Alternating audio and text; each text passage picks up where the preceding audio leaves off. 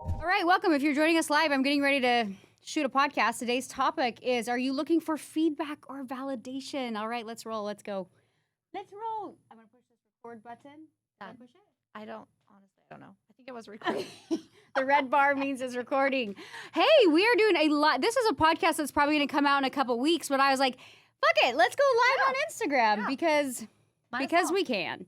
So today's topic, hello, welcome to the BMS podcast. This is Sarah. She is actually one of my NBR trainers. Okay, you're in town because you're teaching one of our intensives. Yeah. Right now, all of our live classes are reserved for Academy members. So how long have you been training for me now? I forget. I say it's like we're in a time warp, and I'm like, I've known you for 20 years. And then I'm like, I know, it feels like that. I started doing feedback in early 2021, I think February, and became a trainer, I think, shortly after that. So feedback. This is actually truly what inspired our topic. It's right in line with our topic. It's right in line with our topic. So I like to step into some of our classes that we have here. Mm-hmm. They're smaller classes. We do larger events and things like that, but we do have smaller classes for our Academy members. And I have my trainers fly in and teach them and train them. And I like to jump in. I specifically love training on photos and marketing. Yeah. And so I like to jump in when I can and train on that with my students. And I also like to stay in the mix with my students so I have a better understanding of where they're at and what they need help with. Yeah. And Sarah so tell them about feedback. What is feedback? So feedback is inside of the Academy, they will turn in their assignments. And as for their assignments, we look at each photo and we give them feedback based on that photo of the standard of NBR, where they should be, what they need to fix, what they're doing great at, those kind of things. Yeah. So it's interesting too, because we will see so many photos, right? We see so much work come through. So many photos. And sometimes students will resubmit photos, but not a lot has changed. Yeah. And it's interesting as a coach and as a trainer, you're like, I don't want to be negative Nancy and have you shut down or, give me your excuses or your reasoning why it looks like this. I'm giving you feedback based on what I see as your coach, and I expect you to go fix it, right? Yeah. And I would say 90% of our clientele is women, and so women are tricky little beasts. Right. They're just sensitive little dandelions, not really, but I think you have to approach it to where you're going to get the outcome that you're looking for, right? You can't be so negative, oh my God, that bead is awful, that piece of hair is awful, garbage. That's garbage, because then my experience is students tend to kind of shut down. Yeah. But what happens when you have somebody say, well, I'm doing all these things, I'm doing all these things, and I'm doing all these things? To me, it's when you're doing things, not only do you have to hit the checklist, but you have to hit the checklist intentionally. Yes. And it's hard too, because sometimes when you give feedback and the students will say, oh, well, I'm already doing that. Why am I getting the same feedback? And sometimes it's well, did you actually read the feedback and did you actually change? Or I wouldn't be saying the same thing if, things were changing. So, well, and one of the things that I'll run into is just trying to understand. So say, for example, if somebody has a question, right? And they're like, hey, I want better photos or I want this or that, but these are my circumstances. Mm-hmm. And it's don't you ask me to help you, but don't give me an answer back of an excuse of why you're not getting it done. And it really comes back to your level of commitment and repetition. Yeah. Truly it does. Yeah. Everything, all the success that I've had was okay, if I'm signing up for coaching, then I have to be open to receiving the coaching and not defending my question. Right. Right? If you said, oh, hey, your background is messy. And I was like, well, my background is messy because my salon is small. Right. Or, well, my background is messy because I don't have a backdrop and I can't afford a backdrop. Or the shipping is too long. Or I live in a small town. Or I work in an environment where I can't do that. I can't take photos. Yeah. So it's they want feedback, but then if you have to be kind of let go of your ego in a way of receiving that feedback of oh, okay. And then, I said, a level of commitment. And it's so funny. So I have a personal trainer and she's always I love you because you get results. And I'm because I'm honest with you. Yeah. I'm honest 99. No, I'm going to scale that down. 89% of the time. Sometimes I'm she knows I cheated on my diet. She knows. She can tell I'm not performing as well. She knows I had a cocktail last night. She knows. That TikTok, they're never going to know. They're never going to, but they she's almost mm-hmm. So I'm okay, well, if I want, I have to at least be 90% honest with my trainer to get 90% of the result that I'm looking for, which is actually better than zero result or zero progression. You know what I mean? Yeah. So I just think it's like, it's such an interesting space. I love that we were talking outside the podcast room and how you talked about like you went to Carlos, one of our other trainers, and you're like, hey, can you give me feedback on my page? And what did he tell you? He told me my page was too pretty. And I was like, what? Is that a thing? I didn't know it was too pretty. Right. And inside of that, he was telling me that, like, look, that's nice. You do pretty hair. You do beautiful work. Like, everybody knows that. Yeah. But, like, that's not attracting the clientele that you want, especially with NBR, because people see that and they're going to say, well, that's great. That girl has pretty hair, but I don't have pretty hair. Right. And so he said, like, I think it would be really great if you could incorporate, like, before and after so people could really see those transformations. It makes it relatable. Mm-hmm. Yeah. And so I took that and I was like, okay, like, and I loved my feed and I loved my aesthetics. I had finally gotten it to a place, but I was like, okay, you're right. Like, what is the worst that could happen if I just try what he said to me? Right. Because obviously what I was doing wasn't working. Right. And so. Well, I like that you just said, what's the worst that could happen, right? I think that we're so scared to take on feedback and we already, as women, overanalyze it and say, oh, that's not going to work. He doesn't know what he's talking about. Yeah. But if you're asking for feedback, you really, again, you have to kind of like let that ego down a little bit to be like, okay. But on the flip side, you can't be like, hear the feedback and be like, see, that's why I never post because it's just garbage. And that's why I'm never going to, that's why I'm not going to do it because I'm never going to post again. All my work is too pretty. It's too nobody feels bad for your too pretty work, Sarah. but it's true. Like, it's like sometimes we'll put out marketing ads and I'm like, that's the ugliest ad I've ever seen. And then it converts. And then I'm like, okay, it converts. I'm not going to argue that. It's working. So oftentimes you have to ask yourself, like, what is the result that I'm looking for? Yeah. Like, yeah, you have a pretty feed, but if you're looking for more clients and a specific transformation with hair extensions, then it's like, okay, well then, yeah, maybe I need to post like the other side of like the before and after. And the other thing is too is artists quit before they even get good with certain things, right? So we get good in one area and we think that's good enough. And then we dabble in another area, whether it's marketing or photos or whatever it is. And then we fall short. We're like, well, it's okay. I can just be good in this area. I don't need to be good in this area. And that's why I feel like feedback is so great inside of the academy because it's beadwork, it's stitching, it's photos, it's hairstyling, it's all the things. So it's not like, oh yeah, you get really good at beadwork. Like, oh, you're done. You don't need feedback anymore. I always say too, I'm like, the best artist doesn't always have the most freedom or make the most money or have the biggest impact. It truly doesn't. And one of the things that I'm really big on in my academy is, yes, beautiful hair, learning how to be a better human being, learning how to market, like just becoming a smarter individual, right? Yeah. But in doing so, like when you do that, you impact other people, period. Yeah. Like, it's just how it is. So as much as I'm like, I want you to become the best, I need you to understand that in becoming the best, like there's a lot of people that you can reach that don't even know you exist because you're staying stuck in your stories of like, of your excuses of like, well, I can't do that because I live in a small town. Well, I can't do that because then you're just going to stay exactly where you are. And no coach or trainer in the world can get you to snap out of it but you. Yeah. I always tell people when they apply for the academy, I say, this program works and I know it does, but you have to meet me halfway. Yeah. Like well, you do. I have some people that even are like, oh, I want to work in your salon or I want to do this. And I say, okay, well, that's great, but I need to know where you're going because this is where I'm at and I want you to be on that. And they asked me to tell them about it. And I said, I can tell you about NBR and the academy all day, every day. I'm so passionate about it, but I try to scale it back, like you said, because I'm like, I don't want to decide for you. I want you to decide because otherwise you're not going to want it enough. Yeah. Yeah. You're like, and I don't need any anchors on my team. Yeah. And it is interesting. I find like when you hire people on your staff, they have to kind of believe in your core values. And if they do, then they have an opportunity. Then they have a shot. If they don't believe in your core values from the get-go, you probably shouldn't hire that person. If they're like, oh, you do, I just like your pretty hair feed, Sarah. I don't really care about anything else.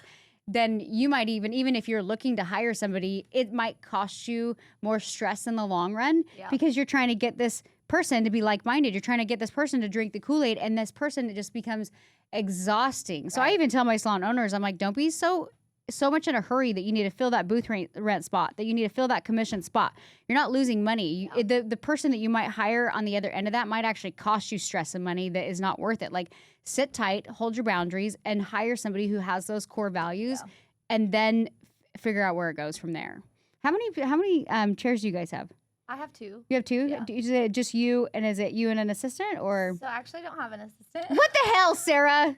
I don't love working with an assistant. I'm in such a good. It's funny because at convention, like with my assistant, she'll be holding a bead and I'll reach around and grab one, and she's like, Because you need to untrain yourself. You need to untrain yourself. She's like, take my fucking bead, and I'm like, ugh. There are times, and I love working with assistants now, but I'm such a, I don't want to say control freak, but you get so much, I'm not a control freak, but like you do it so long on your own. When somebody tries to help, there's this process of like letting go. And sometimes you're like, this is slowing me down. Get the fuck out of my way. Yeah.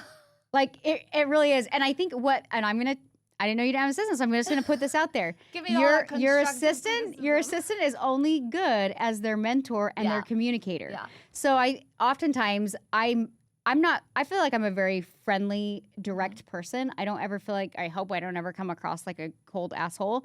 But I am not shy to say exactly what I need done. Like if somebody's in my space and they're handing me beads, I'll say, I don't need you to hand me beads. I need you to do something else. I will just say, go see if anybody else needs help or go clean up. Yeah. Like if they're in my space, I used to be like, oh, get out of my space. And now I just say, hey, I don't need you during stitching. Mm-hmm. I'm good right now. Yeah. You know what I mean? And then I just am very good at like directing them.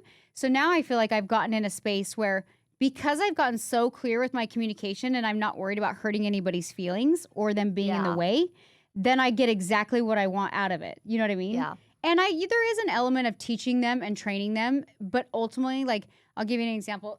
Yesterday, like it gets to a point where your assistants anticipate every single move, and it gets to the point too where not only are they not in the way for me anymore, but like I'll be like, "Where's my needle and thread?" And it's literally on a tray over here. But because my assistant didn't prep it, I sit there and just stare at the tray like a dumbass, and I'm like, You're like, what do I do? What do I do? What do I do? I've been so codependent on my assistants. And then I'm like, oh, I can thread my own needle. This is You're so. like, okay, I guess I'll do it. But you myself. get to this place where you're not thinking about, all these little things, and you can focus your energy on like the client or the painting and the pretty hair. Yeah.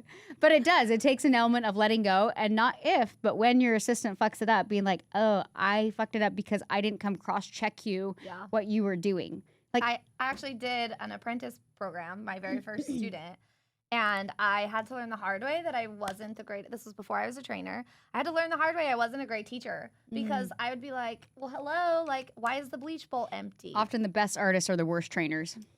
Because I used to be the person that, like, if I actually came to do whatever shadowing to come work at DKW. And Jackie was like, oh, this is so great. Like, you anticipated my every move because I'm just like that. I'm like, oh, the bowl's emptier. Oh, there's foils that need to be ripped. I'm always like that. So I just assumed everyone was like that.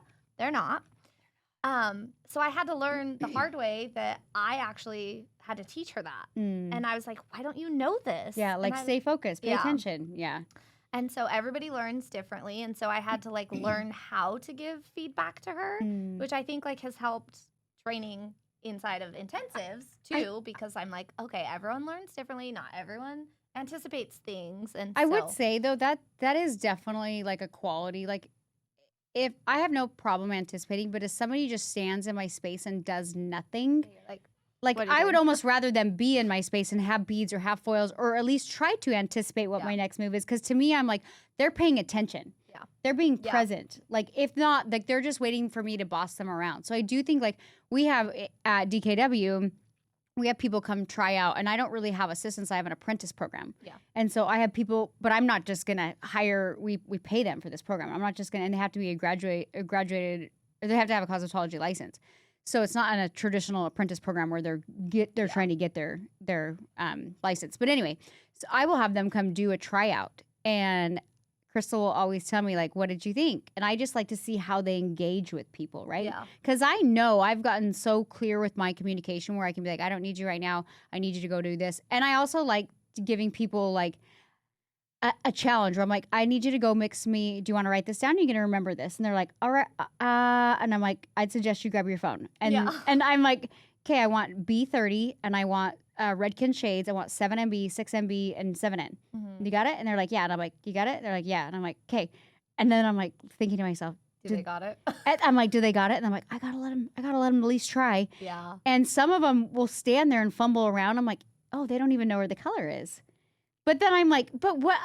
Like most people would just say, hey, can you show me where's the color? Where's the color? So I do like the idea of like somebody taking some initiative, but also like, yeah, I'm gonna give you a challenge, Sarah. You ready? Oh no.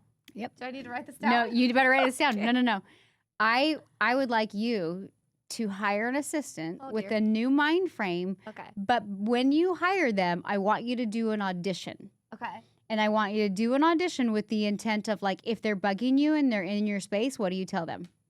They obviously are fired. No, they're not hired yet. All right. They're not hired yet. Right. This is just a tryout. You can't fire them before you hired them.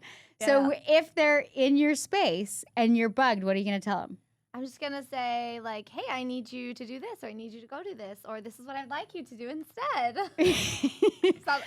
Another thing that I like to do too is I think that every moment can be a teaching opportunity. Yeah. So if they're in your way and they're handing you beads, then obviously like say, hey, you're in my space. Like, can you go clean up the bowls? Yeah. But if you're like, I like this person, I like to take, like I said, an opportunity to teach her. I'm like, do you see how I'm foiling? See how deep I went with my comb? Do you know why I did that? Do you see how I'm feathering this up? And I love like the artist like getting these little like nuggets of like, oh yeah, I love that. But I didn't used to be like that. My first couple of assistants, I feel like I derailed the show, but that's okay. This story is relevant, I swear. It'll wrap back around. It's going to wrap back around. My first two assistants I hired were the worst.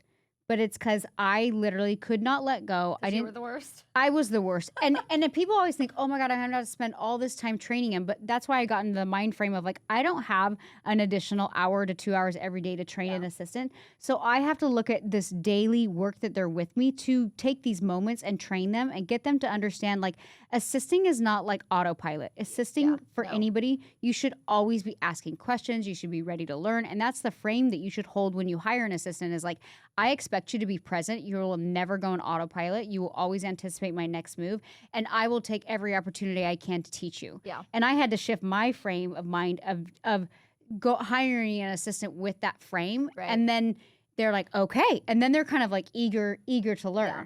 So, but yeah, I think it kind of wraps back around because I feel like you can do things or you can do things with intention, right? Well, yeah, because you're giving feedback to be like, okay, here's what you're doing that I don't need you to do. Right. And here's what I need you to do. And it kind of just depends. And as far as you were saying to do the trial period, then you can really see how they take feedback. Right. And if they're actually like open to constructive criticism and if they're going to go somewhere or do they shut down or if they're like, I don't like it here. Yeah. And I will say like I've coached hundreds of artists at this point, not only on hair, but like mindset. I'm very big on mindset before I am business marketing and sales. Everybody wants like a clear path to business marketing and sales. I'm like, if you can't break down your mindset of your own value and your own stories, there is not a business sales tactic I can teach you that can help you. Yeah. So first thing we're going to do is we're going to make you do really pretty hair. Right. Then I want to make you believe in yourself and make you understand that you're an amazing human being. And then step 3 is like, let's take pretty hair mixed with you love yourself, mixed with like smush it together. Let's smush it together with some business marketing and sales. And that's kind of like what the Academy does. Yeah. I'm like, but let's start here. And I am always so impressed with the level. So the program's 1 year, right? Mm-hmm. And I'm always asking myself, well, why did some students like kill it? Like if anything, they're like ahead of it, right? Right. And then some, I feel like they're just kind of like stagnant and they're this and that. I'm like, why are they not? I feel like it's how open they are to feedback. Exactly. And that's where I got to. I was like, because they're doing the checklist, but they're not doing the checklist intentionally. And then they kind of like, because they're not doing the checklist intentionally, any feedback I give them, they're still living in their stories. And it's this cycle and this pattern. And I'm like, okay. Yeah. So I always say, like, this is what I said to my students yesterday. I said, you have to be open to feedback and you have to be consistent intentionally. Yeah. If you can do just those 3 things, you're going to see like little singles that skyrocket you to home runs. Like I always say that. I'm like, consistency with intention will move you forward. Like it really will. Because if you're just being consistent, I'm posting. Like I'm doing what you said. I posted my daily 4. It's not working. Right. My hair's too pretty. Like it wasn't intentional with the goals that I had. Like they didn't meet. The paths didn't meet. And I always go back to, you can measure things based on result. Yeah. So you can sit in your stories all day long, But ultimately, if you're not getting the outcome that you want, that is your fault. It truly is. It's like, okay, well, what I was doing or how I was doing it, or was I really doing it intentionally? Like that always falls back on the individual. And it takes this level of letting go of the ego and owning this sense of accountability of like, this is how I showed up, whether I'm the good guy, the bad guy, the ignorant guy, or just the asshole. Yeah. This is how I showed up. And I know that because this is the result that I got. Well, and usually sometimes when I have goals and I'm like, why am I not hitting these goals? I think to myself, okay, this is what I'm doing. I can clearly map out what I'm doing. And then I think, okay, what is working for me and what's not working for me in this process? And I don't know if I can say this. I'm just going to say it anyway. You can say it. I feel like this is why I became a trainer. And I don't know, like, the path to how I became a trainer on your end. But, like, I am the kind of person that, like, nothing I do is good enough. Like, it is, and I'm happy where I'm at. But I'm like, okay, what can I do next? What can I do next? Yeah. Like, give me feedback. Like, Danielle, look at my Instagram or... Because your probably number one value is growing. Yeah. Yeah. You're like, and so I'm like, tell me all the things. Like, be brutal. Like, we were in Licensed Artist Day, and we kind of did this thing where we switched Instagrams, and it was anonymous. And I was like, whoever has me, like, be the biggest asshole. Like, I want to know what I can do to improve, because although I am my hardest critic, I feel like sometimes I might miss things. And I'm super open to feedback. I might not take it the best. Sometimes I'll be like, okay, asshole, but... I like to see,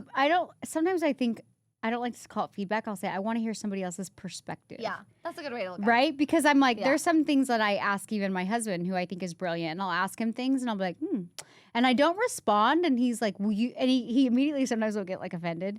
But then I'm like, no. I'm like, I'm hearing you.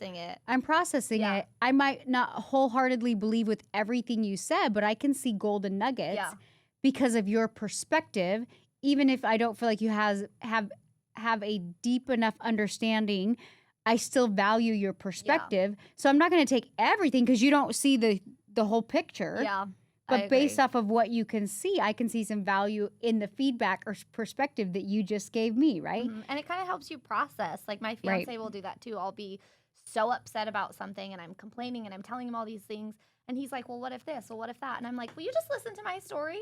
And he's like, well, I think that you're overreacting. And then I wait, and then I listen, and then I'm like, okay, I can see that perspective, but, like, by doing that, by getting the different perspective, you're like, okay, I can see how maybe I'm in the wrong, or maybe I can look at it differently. Right. And then there comes growth from that. I always say to my team members, or even my husband, I'm like, I'm thinking out loud. Because sometimes I say things, literally, it's coming out, I'm like thinking out loud. Yeah. I'm like, bear with me. And then sometimes with Garrett, I'll have to say, I need to talk through something. Oh, I'm the same. I need to talk through I have to get something. it all out, and then I sort through it. I don't even want you. I don't want any feedback. I just would love an ear. I just want you to listen. I call for it a word second. vomit. Yeah, I'm like, even if I'm pissed off at somebody or whatever, can I just talk? Don't try and solve my problem right now. I just need to dump it on you. I need to dump it on you, and then I want you to sit and marinate in it for a minute, and then I want you to give me the Your exact opinion. Feedback that I'm looking for. And he goes, no. And then he's like, yeah. So I should just sit here and not talk? I'm like, yes. Are you ready? You're like, that would be perfect. Do you want some duct tape? Yeah. Cool. But I do. It's like I value, I do want feedback. I do want, I just need to talk out my ideas. Yeah. And I want somebody else's feedback who isn't as involved. Because like you said, like when you were asking Carlos about your Instagram, you're like, I never even thought of it that way. All I saw was pretty hair. Yeah. You know what I mean? And I was like, oh, all the afters, pretty hair. Like, look at all these transformations. Well, they aren't transformations. It's just pretty hair. Yeah. And it's like, you'd come to your page, but like, even if it's beautiful, if I'm looking for somebody who specifically caters to hair extensions and I have shitty fine toddler hair. Yeah, you're going to look at that and be like, oh, I can't have that. I can't have that. And I wouldn't even know they were extensions. I'd just be like, she just does bomb hair. Like she just does all this beautiful. Oh, I wish I had pretty hair. Yeah, I would not even know you had extensions. I would just be like, oh, I'm not her client because I have toddler strands. I'm looking for hair extensions. I wouldn't even be clear that you did hair extensions. Yeah. So I think even too with your marketing, you have to be very intentional. There's like what you like or what you think your aesthetic is. But then the end goal should always be what's going to get me clients in the door? What's going to get me the result that I'm looking for? What's going to convert the most? And it really comes down to a matter of like testing things, right? Like what's working, what's not working. And still to this day, like everybody wants like a magical formula. And I'm like, there is no magical formula. I mean, there's calculated, decisions and things there's things in theory that you're like, this is the most logical thing to do. But in the end, you're kind of testing things, you know what I mean? And in doing so, that's really how you become the best of your craft. Yeah. Like think about it, you're testing formulas, right? You're like, I'm educated. I've gone to hair school. In theory, this should work. This should work. But there's that time where you mix it up. And you're like, well, son of a bitch. Well, and even back to the small town thing, like I was living in the mindset. I'm like, I live in a small town. I literally lose service to drive to where I live. And I'm like, no one's going to drive here. No one's going to drive here. And then now it's like I have clients from like Florida or Idaho, and I'm like, because they like pretty hair. Because they like pretty hair. I did that, and so it's nice in that way because I'm like, I listened to the feedback, I took the feedback. At first, like it was hard to be receptive of that, to be like, oh, my work is shitty, my beads are off base, like all these things. But look at the growth that I've had from that. Isn't it crazy too, though? Because you do live in a somewhat smaller town. And isn't it nuts, like, if you put yourself out there with your work, with your personality, that people, like, they're looking for a specific niche, but they also are, like, willing to, like, travel out to see you. Yeah. They're like, I love your work. You're, like, a specialist in exactly this, this beautiful beachy hair or lived-in color or this type of extensions or whatever it is. So the more you can figure out exactly, like, this is the kind of hair that I absolutely love doing. Yeah. There's going to be on the other end, even if there's like a million NBR artists where you live, there's going to be somebody who's like, I specifically want 22-inch hair. I want lived in color, or I want super icy blonde, or whatever it is. I'm going to travel to this person because this is specifically what I'm looking for. And I know that they can deliver based on their pretty hair Instagram, Carlos. Their pretty hair Instagram. But it's true. Like I think that it all comes down to like letting go of your ego a little bit when receiving feedback, and just ask yourself, like, is this getting me the result? Well, yeah, it is at some level, but if I'm looking to get a bigger result or a better result, you have to do something different, period. Like you just have to. You have to like look inward and be like, okay, what am I not seeing here? Yeah. How could I fix this? And then it's like when you start doing hair and then you go back and look at some of your work and you're like, well, that was garbage. I didn't even see it at the time. I was like, the photos I posted at the beginning, I was like, how did I get clients? You're like, people paid me to do that shit? That's embarrassing. Okay. But at the time you were like, oh my God, look what I did. I'm so proud. So it's like, you got to sit in this space where you can celebrate the small wins. That's what we talked about in class yesterday. Yes, we did. Yeah. Oh, we did? Yeah. I was like, we did? I wasn't part of that. But we talked about that in our fact map training. It was probably right after, because people were saying that they felt frustrated because they're like, I'm so upset that I'm having to fix my beads work, or to have to fix my end beads, or even my photos. And I was like, okay, let me ask you guys a question. I'm like, did you know NBR before you started? And they're like, well, no. And I said, okay, well, did you have NBR clients before you started? And they said no. And I said, well, that's obvious growth. Like, in order to grow, you have to look at how far you've come. I did a post the other day, and I can't even remember what I said, but probably mine. I probably wrote it. You probably wrote it. Okay, Sarah does a lot of our copywriting stuff, so chances are if I wrote something, she wrote it. Just kidding, not always. Oh, I said your inability to start is because of fear of failure, but there is no failure in progress. Perfection does not exist, and growth is exponential. That was for sure yours. It was mine, those are my words. But if it's more than 2 sentences, it's Sarah's. So, but there's so much. I think that like a lot of times, artists, they are kind of scared of that failure, but you have to kind of fail at some level and course correct to get back on track, right? So you can't get to this place where you're like, oh, I didn't do it right or whatever. It's like, yeah, it's going to take you a lot of reps to get it to where you're like, okay, I did great. Yeah. And then you're going to probably be like, okay, well, what's next? And that's just kind of how life works. And that's why I was like, people are scared to try because they have this unrealistic expectation that things need to be perfect. But if you can see progression, yes, they want to be perfect right out of the gate. It's not even necessarily fear of failure. It's like, I want to be good tomorrow. I want to charge $5,000 tomorrow. And you're like, you can't even put a beat on, or you didn't even do an Instagram post last week. Like, I understand that. That's amazing. It's like one of the things I'm always trying to teach my 15-year-old daughter. I was like, you can't be obsessed. I hate the whole thing it's like a TikTok trend that's like, be obsessed. I'm like, be obsessed. I'm like, you can be obsessed with something all day long, but if you don't work towards that, Yeah. like obsession doesn't matter. Like it doesn't. Well, it's like you always say, I've heard you say it like 800 times. Like when you first went to hair school, you were garbage at foiling. You got the Kelly Clarkson highlights and, you know, you had tiger stripes. And then now it's like you could foil in your sleep. But I think, I don't know why, but I think when we go to hair school, you're okay with being crappy because you're in school, right? Yeah, because you know you're like, oh, you're like, well, I'm in this. school. So I always tell people, I'm like, think of like business and marketing as like you're in the school of businessing and marketing, and like you're probably gonna fuck up a lot, but like eventually you're gonna graduate, you're gonna get your master's. All of a sudden you're gonna be like, holy shit, I'm a hairstylist, I'm a marketer, I'm a closer, I'm a leader, not a savior. Those are like I did all the things. I did all the things, but it kind of comes down to like, hey, I'm a master at one area, but now I got to master all these other areas. And that's like one of the big things I always teach inside just my overall message is like, I am a hairstylist by trade, but I had to become way more. But you're not just a Yeah, hairstylist. you're not just a hairstylist, and you have to become way more than just a hairstylist to really succeed in any business. Like whatever your trade is, you have to become more than your trade. Yeah. So Sarah, final thoughts on today's message of being open to feedback.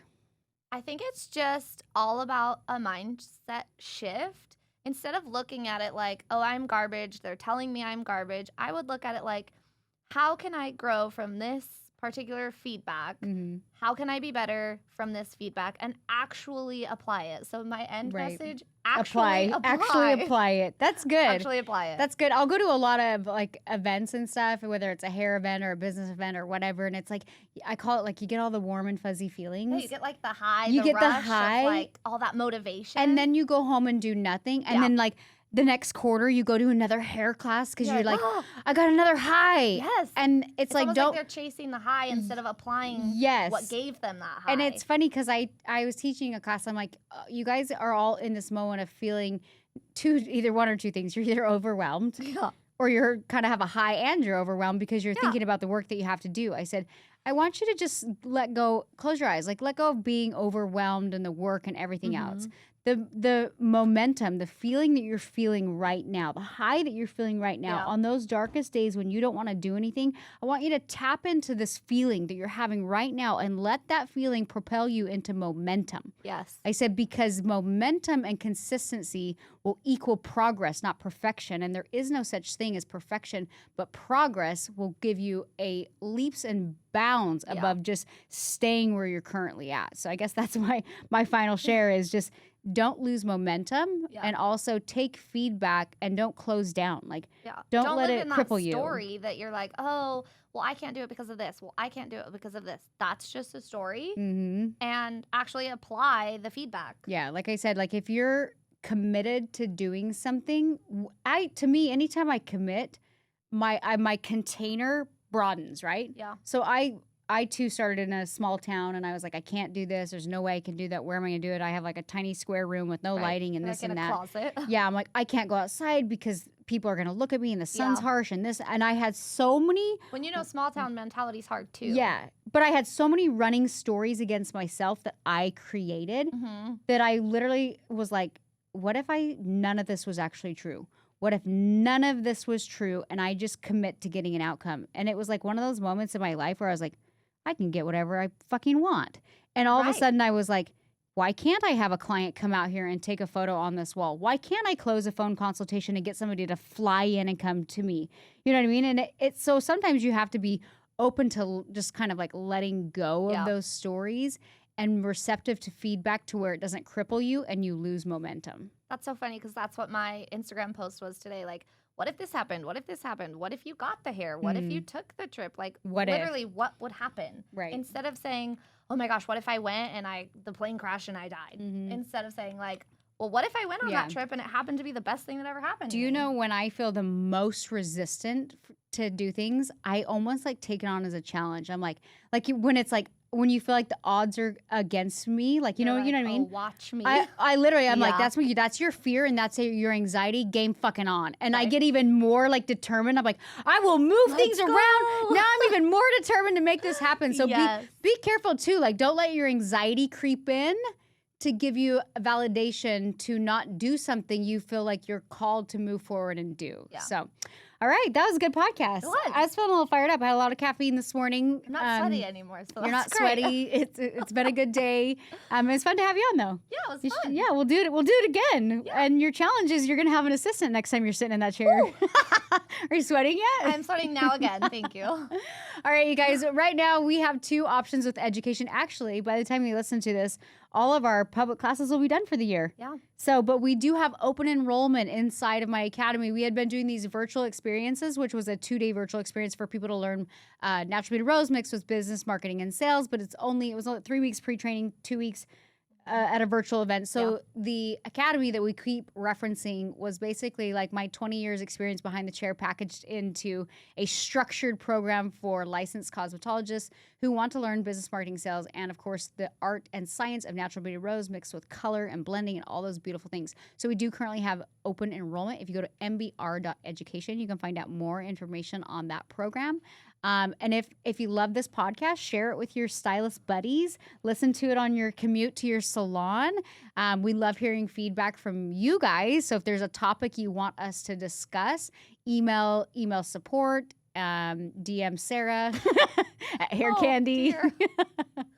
Just kidding. I tell people, like, you can DM me too. I just don't open them a lot. Yeah, I just won't reply. I know I just sound like an asshole, but I get a lot and I'm busy with lots of things. But so hard. But message us if you can you can email me. I tell people I'm so old school. I'm like, if you DM me, I probably won't see, but if you email me, there's a good chance I'll see it. Yeah.